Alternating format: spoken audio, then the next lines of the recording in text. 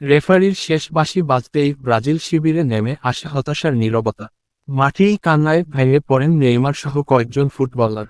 ষষ্ঠ বিশ্বকাপ জয়ের স্বপ্ন আবারও অপূর্ণ থেকে গেল। এখন নতুন করে অপেক্ষা শুরু হলো 2020 বিশ্বকাপের, যেখানে 28 বছর পর বিশ্বকাপ ট্রফি ঘরে ফেরানোর নতুন মিশনে নামবে পাঁচবারের বিশ্ব চ্যাম্পিয়নরা।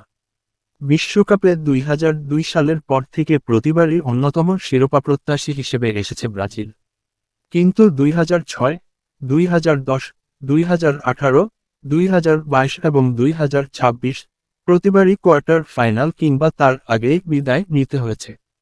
এর মাঝে 2014 সালে নিজেদের মাঠে জার্মানির কাছে 7-1 গোলের ঐতিহাসিক পরাজয় এখনও সেলেসাওদের সবচেয়ে বড় দুঃস্বপ্ন হয়ে আছে।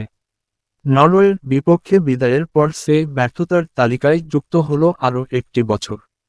শেষ দিকে নেইমার জুনিয়র পেনাল্টি থেকে ব্যবধান কমালেও সেটি কেবল পরাজয়ের ব্যবধানই কমিয়েছে, বিদায় ঠেকাতে পারেনি।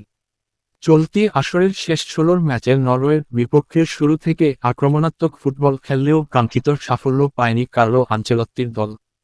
প্রথমার্ধেই ব্রুনো গুইমারেসের পেনাল্টি মিস ম্যাচের মোড় ঘুরিয়ে দেয়। সেই সুযোগ কাজে লাগিয়ে দ্বিতীয়ার্ধে জোড়া গোল করেন আর্লিং হালান্ড।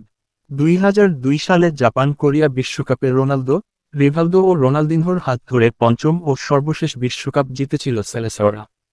এরপর কেটে গেছে 24 বছর। এই সময়ে 6টি বিশ্বকাপ খেলেও একবারও ট্রফি ছুঁতে পারেনি ব্রাজিল। বিশ্বকাপের মঞ্চে হেক্সা ছিল ব্রাজিলের সবচেয়ে বড় স্বপ্ন। কিন্তু 2026 বিশ্বকাপেও সেই স্বপ্ন অধরায় থেকে গেল। বরং ইতিহাসে যুক্ত হলো আরেকটি হতাশার অধ্যায়। নরওয়ের কাছে হেরে বিশ্বকাপ থেকে বিদায় নিয়ে টানা ষষ্ঠবারের মতো শিরোপাহীন রইল ফুটবল ইতিহাসের সবচেয়ে সফল দলটি।